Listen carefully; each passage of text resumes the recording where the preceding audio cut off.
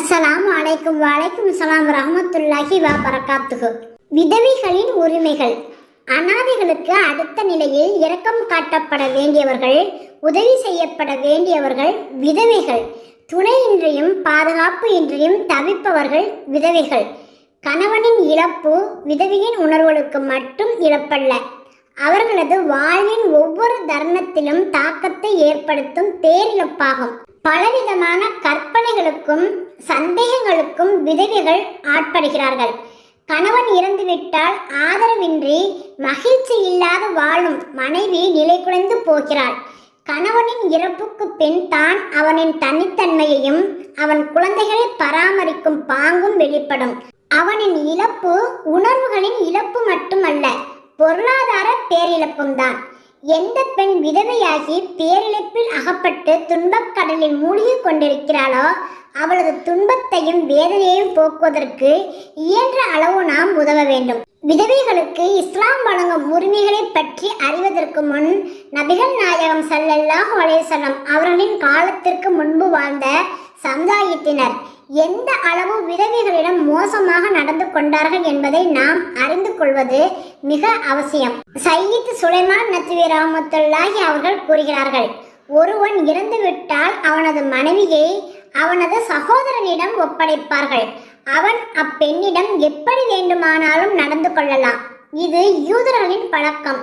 இந்துக்களில் ஒருவன் இறந்துவிட்டால் அவன் மனைவி உடன்கட்டை ஏற வேண்டும். அப்படியே அவள் உயிர் வாழ்ந்தாலும் வாழும் காலம் வரை அலங்காரம் ஏதும் செய்து கொள்ளாமல் துக்கத்துடனேயே வாழ வேண்டும். அரபியர்களிடத்தில் கணவன் இறந்துவிட்டால் அவனது மனைவி வாரிசுக்காரர்கள் வசம் ஒப்படைக்கப்படுவாள். தொல்லைகளுக்கு ஆட்படுவாள். மறுமணம் செய்ய விடாமல் தடுத்து வைத்திருப்பார்கள். ஆதாரம் சீரத்துன் நபி. இஸ்லாம் உதயமானது. அநீதி இழைக்கப்பட்ட விதவைகளுக்கு நீதி கிடைத்தது. அவர்களுக்கு உரிமைகளை வழங்கிய இஸ்லாம் துயர் துடைத்து இருண்ட வாழ்வில் விளக்கேற்றியது. விதவை பெண்களுக்கு இஸ்லாம் சொல்லும் அறிவுரை யாதெனில், மறுமணம் செய்து கொண்டு தங்கள் கண்ணியத்தையும் உயர்வையும் பாதுகாத்து கொள்ள வேண்டும் என்பதே. திருமறையில் அல்லாஹ் கூறுகின்றான், விதவைகளை மணமுடித்து கொள்ளுங்கள் என்று குறிப்பிடுகின்றான். உங்களில் வாழ்க்கை துணையின்றி இருப்பவர்களுக்கும் மேலும் உங்களுடைய ஆண் பெண் அடிமைகளில் நல்லவர்களுக்கும் திருமணம் செய்து வையுங்கள். திருக்குர்ஆன் 24:32. வருத்தத்தக்க விஷயம் என்னவெனில், இன்று முஸ்லிம் குடும்பங்களில் அறியாமை கால பழக்கங்களின் தாக்கம் அதிகமாகி விதவை மனத்தை தவறான கண்ணோட்டத்தோடு பார்க்க ஆரம்பித்து விட்டனர். இவர்கள் மேலே குறிப்பிடப்படும் இறைவசனத்தை நன்கு கவனிக்க வேண்டும். இறைவன் இட்ட கட்டளையை தவறாக நினைக்க கூடாது. குழந்தைகளின் நலன் கருதியோ சரியத் ரீதியான குறைபாடுகள் இருந்தாலோ ஒரு விதவை மறுமணமின்றி வாழ அனுமதிக்கப்படுவாள். மறுமணம் புரிந்தால் மக்கள் தவறாக நினைப்பார்கள் என்றெண்ணி மறுமணத்தை தவிர்ப்பது மடமையாகும். மக்களுக்காக இறைவன் அனுமதித்த ஹலாலை ஆகுமானதை ஹராமாக்கி விலக்கிக் கொள்வது எந்த வகையில் நியாயமாகும்? மறுமணம் புரியாமல் தவறான வழிகளில் ஈடுபட்டு விட்டால் மக்கள் இன்னும் தூற்றுவார்களே, அப்போது என்ன செய்வது? மறுமணம் செய்து கொள்ள அனுமதி வழங்கப்பட்டிருப்பதே இறைவனின் அருட்கொடையாகும். தங்கள் உரிமைகளுக்காக போராடும் பெண்கள் இறைவன் வழங்கியுள்ள இவ்வுரிமையை நிராகரிப்பது வினோதம்தான். பெண்ணிடமிருந்து திடீரென பிடுங்கப்பட்ட மகிழ்ச்சிகரமான வாழ்வை மீட்டுக் கொடுத்து மீண்டும் வாழ்வை தொடர வைப்பதே மறுமணத்தின் நோக்கம். மறுமணத்தின் மூலம் கணவரை தேர்ந்தெடுக்கும் உரிமையை விதவை பெண்ணுக்கு இஸ்லாம் வழங்குகிறது.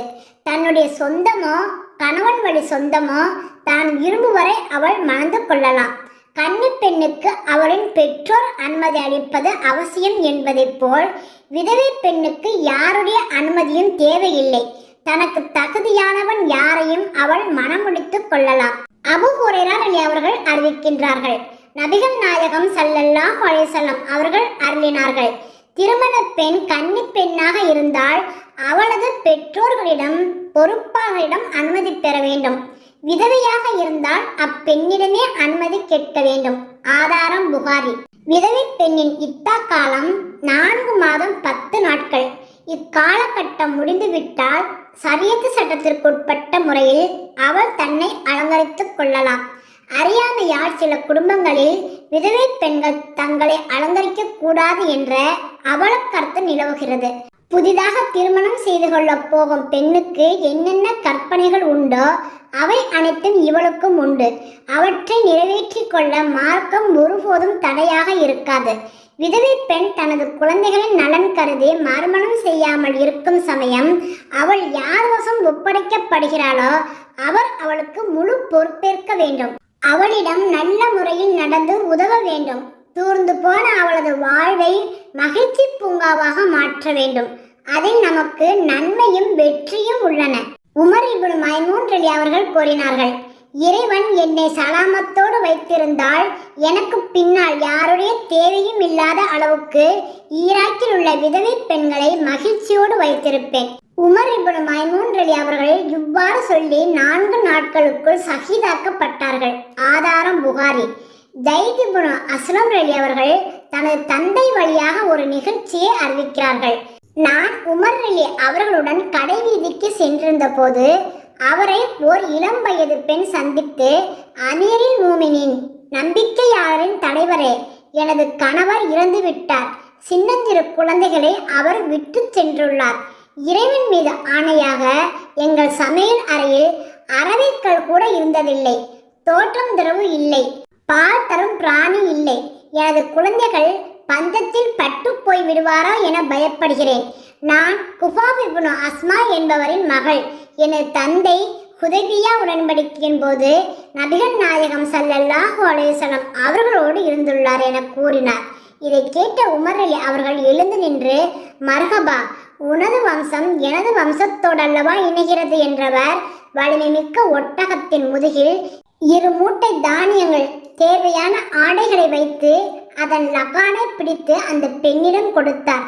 இந்த பொருட்கள் தீர்ந்து போவதற்கு முன்னால் அல்லாஹ் இன்னும் சிறந்தவற்றை தருவான் என்று அப்பெண்ணை வாழ்த்தி அனுப்பினார். இதை கண்ட ஒரு மனிதர் உமர் அலி அவர்களிடம், அமீரில் மூமினின் அவர்களே, அப்பெண்ணுக்கு தாங்கள் அதிகமாக கொடுத்து விட்டீர்கள் என்றார். உடனே உமர் அலி அவர்கள் கனிவோடு கண்டித்து, உனது பொருள் உன்னை விட்டும் காணாமல் போகட்டுமாக.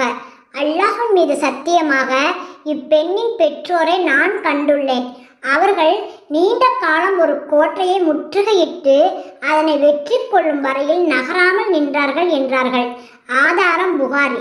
அபூ ஹுரைரா ரலி அவர்கள் அறிவிக்கிறார்கள், விதவையருக்கும் ஏழைகளுக்கும் உழைப்பவன் அல்லாஹ்வின் பாதையில் போர் புரிபவன் ஆவான். அவனுக்கு இரவு முழுவதும் நின்று வணங்கிய நன்மையும் பகல் முழுவதும் நோன்பு நோக்கும் நன்மைகளும் கிடைக்கும். ஆதாரம் புகாரி. இறைவனுக்கு அஞ்சுவோம். இறைவனின் கட்டளைக்கு கீழ்ப்படிவோம். அல்ஹம்துலில்லாஹ்.